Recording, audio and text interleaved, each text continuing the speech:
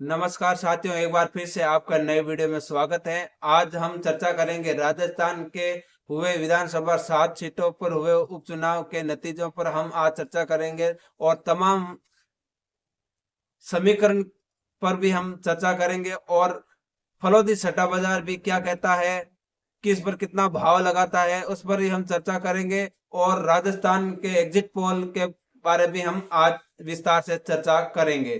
तो आइए हम शुरू करते हैं। पहले एग्जिट पोल क्या कहता है तमाम चैनलों का, और उस पर भी चर्चा करते हैं।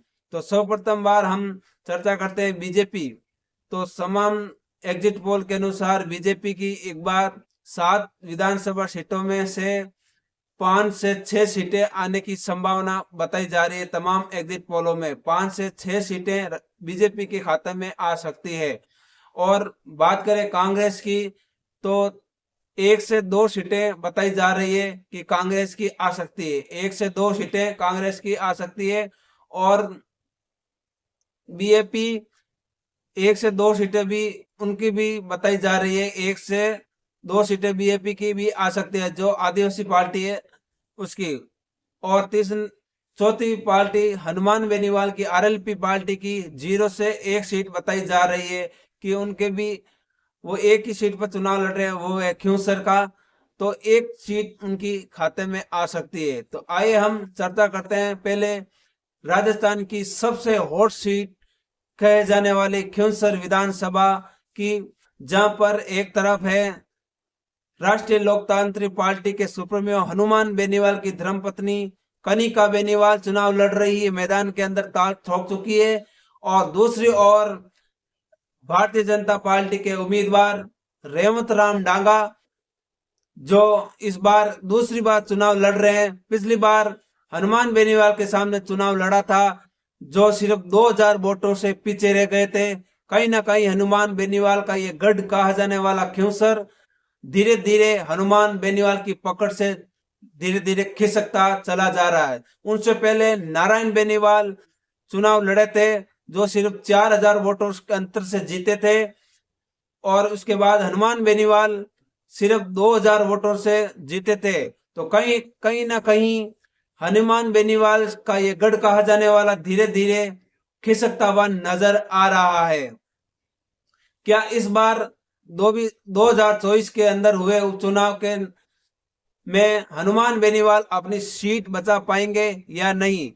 हनुमान बेनीवाल ने अपनी धर्मपत्नी कनिका बेनीवाल पर दाव खेला, एक महिला पर दाव खेला। क्या वो कनिका बेनीवाल वो सीट निकाल पाएगी?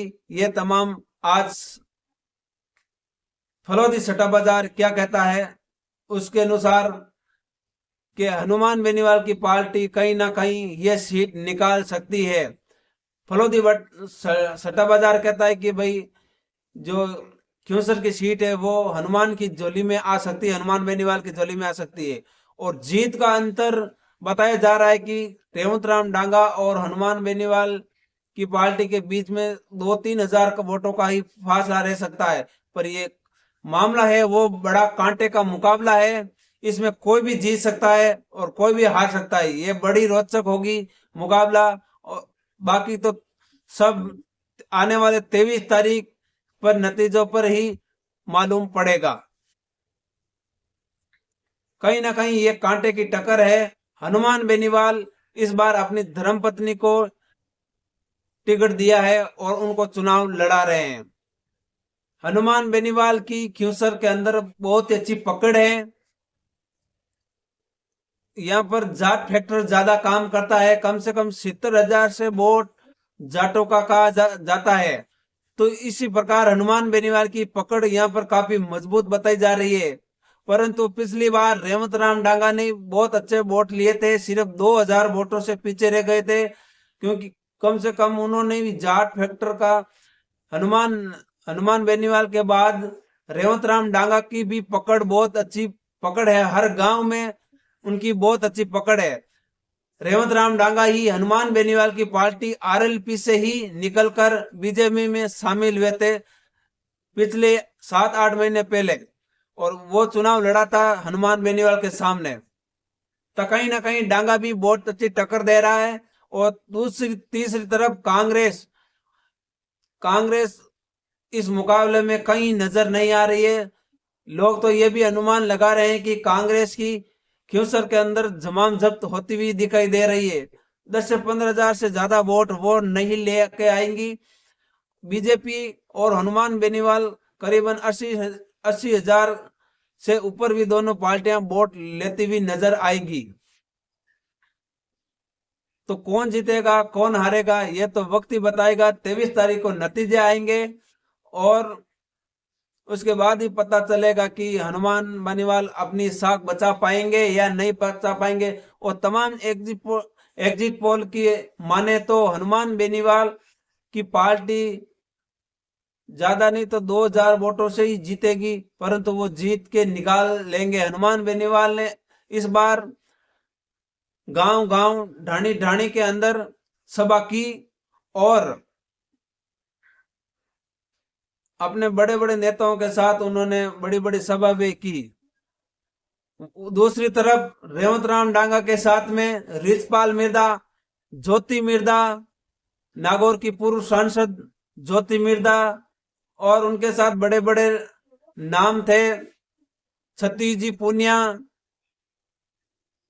सीएम भजनलाल, राजस्थान के मुख्यमंत्री भजनलाल भी 2 बार सभा कर चुके हैं। एक 2 बार क्यूसर के अंदर और एक कुचेरा के अंदर भी उन्होंने सभा की।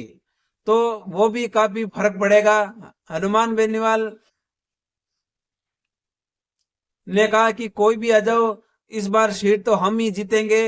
राष्ट्रीय लोकतांत्रिक पार्टी जीत के निकाल पाएगी ये सीट और कोई नहीं निकाल सकता है, क्योंकि राष्ट्रीय लोकतांत्रिक पार्टी का ये गढ़ है, ये उनकी राजधानी है, उनके लोग उनसे प्रेम करते हैं।